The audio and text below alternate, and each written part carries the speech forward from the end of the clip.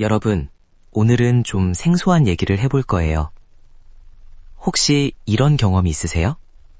입안이 뜨겁거나 혀가 얼얼하거나 마치 뜨거운 커피를 방금 마신 것처럼 입이 화끈거리는 느낌. 근데 뜨거운 거 먹은 것도 아니에요. 치과 가면 아무 이상 없다고 하고 내과 가면 별거 아니라고 하고 병원 여러 군데 돌아다녀 봤는데 아무도 원인을 못 찾고 그게 한 달, 두 달, 심하면 몇 년째 계속되는 분들. 오늘 이 영상 진짜 집중해서 들으세요. 저 9년차 약사인데요. 오늘 얘기할 병이 있어요. 구강자결감 증후군. 이름부터 생소하죠? 영어로는 버닝 마우스 신드롬, 줄여서 BMS라고 해요. 이 병 얘기를 꺼내면 대부분 그게 뭐야 부터 시작하는데 오늘 이 얘기 끝나면 주변에 입이 화끈거린다는 분 생각나실 거예요. 그분한테 꼭 이 영상 보내주세요. 1부, 이 병 도대체 뭐야? 구강자결감 증후군을 한 줄로 정의하면 이거예요. 입안이 타는 것 같은 느낌이 아무 원인 없이 매일 3개월 이상 반복되는 병. 그냥 한 번씩 입이 쓰린 게 아니에요. 매일 지속적으로 원인도 없이 그런 거예요. 혀가 제일 많이 아프고 입술, 입천장, 잇몸까지 퍼지는 경우도 있어요. 근데 여기서 이 병의 가장 이상한 특징이 나와요. 병원 가면 어떻게 되냐? 구강 검사 해봐도 정상, 혈액 검사 해봐도 정상, 치과 사진 찍어봐도 정상. 아무 이상이 없는 거예요. 환자는 분명히 타는 것 같은데 의사 눈에는 아무것도 안 보이는 거예요. 이걸 쉽게 비유하면 이래요. 화재 경보기는 계속 울리는데 불은 없는 상황. 몸에서는 타고 있어 신호를 계속 보내는데 실제로 타고 있는 건 없어요. 경보기, 그러니까 신경 자체가 오작동하고 있는 거예요. 그래서 이 병의 정식 정의가 원인을 찾을 수 없는 만성 구강 통증이에요. 2부, 증상에 이상한 패턴이 있다. 이 병 증상에 굉장히 독특한 패턴이 있어요. 이게 나중에 진단하는 데 핵심이 되니까 잘 기억해두세요. 아침에는 괜찮아요. 근데 하루가 지날수록 점점 심해져요. 저녁이 되면 제일 심하고 자면 또 괜찮아져요. 그리고 더 신기한 게 있어요. 밥 먹을 때는 오히려 좀 나아져요. 타는 것 같은 느낌이 음식을 먹으면 줄어드는 거예요. 이게 왜 그러냐? 우리가 음식을 씹으면 혀에 있는 미각신경이 자극을 받아요. 그 신경신호가 뇌로 올라가면서 통증 신호를 일시적으로 억제하거든요. 맛을 느끼는 신호가 통증 신호를 덮어버리는 거예요. 라디오 채널이 2개인데 미각 채널 볼륨을 크게 올리면 통증 채널이 상대적으로 작아지는 하처럼요. 이 패턴이 왜 중요하냐? 구강건조증은 밥 먹을 때 더 힘들어요. 입이 말라서 음식 삼키기가 힘들거든요. 근데 이 병은 밥 먹을 때 오히려 나아져요. 이 차이를 알면 혹시 나 다른 병인가? 하고 의심할 수 있어요. 3부, 이 병 누가 걸리냐? 여기서 놀라운 데이터. 자, 여기서 엄청 흥미로운 통계가 나와요. 이 병 환자의 83에서 90%가 여성이에요. 10명 중 9명이 여성이에요. 그것도 50세에서 70세 사이 폐경 전후 여성이 압도적으로 많아요. 왜 그러냐? 폐경이 되면서 에스트로겐이랑 프로게스테론이라는 호르몬이 뚝 떨어지잖아요. 이 호르몬들이 단순히 여성 생식 기능만 담당하는 게 아니에요. 신경을 보호하는 역할도 해요. 호르몬이 줄어들면서 입안 신경 섬유들이 서서히 손상을 입어요.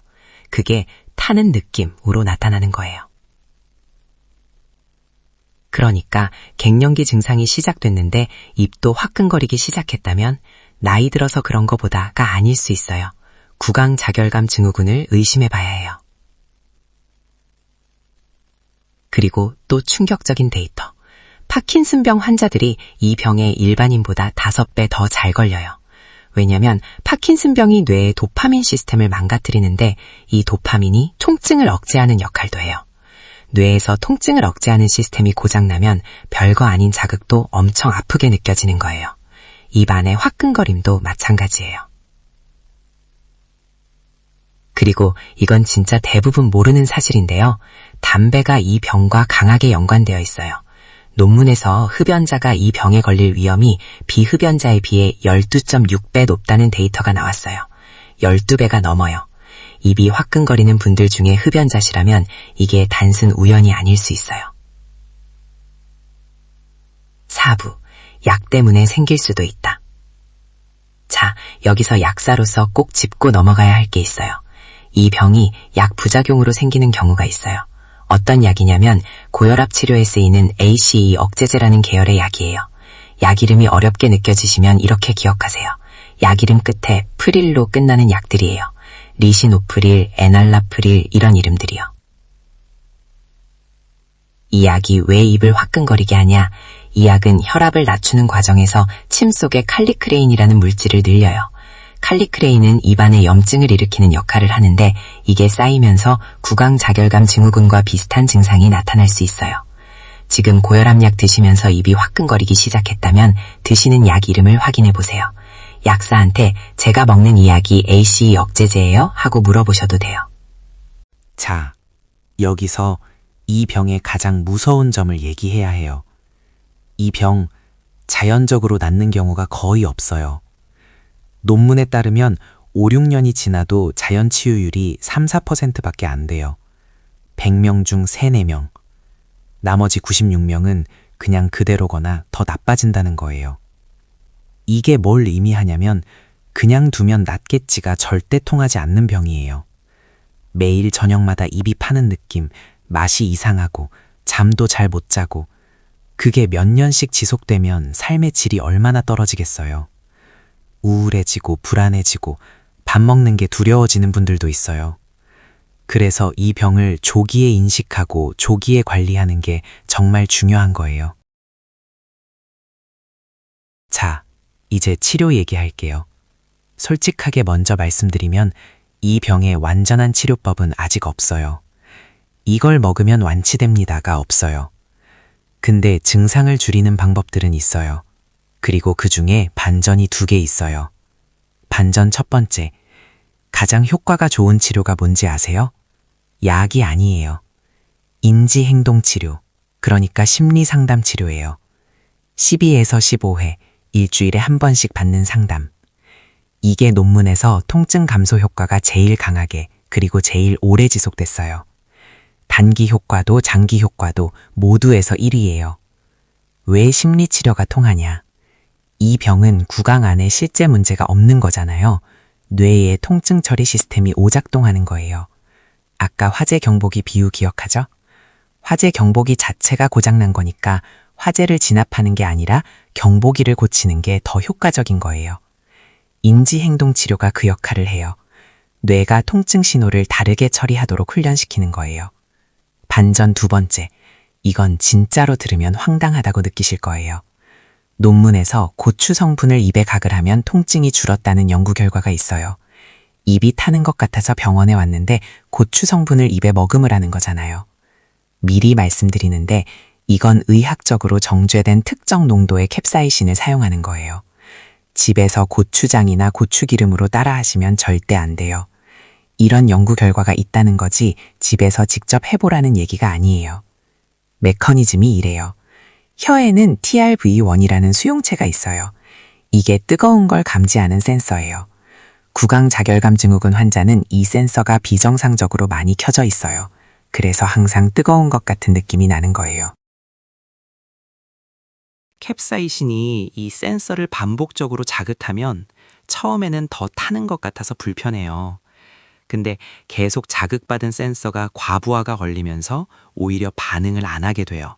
둔감해지는 거예요.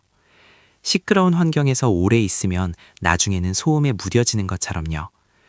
고추 성분으로 고추 성분에 의한 통증을 치료하는 역설적인 방법인 거죠.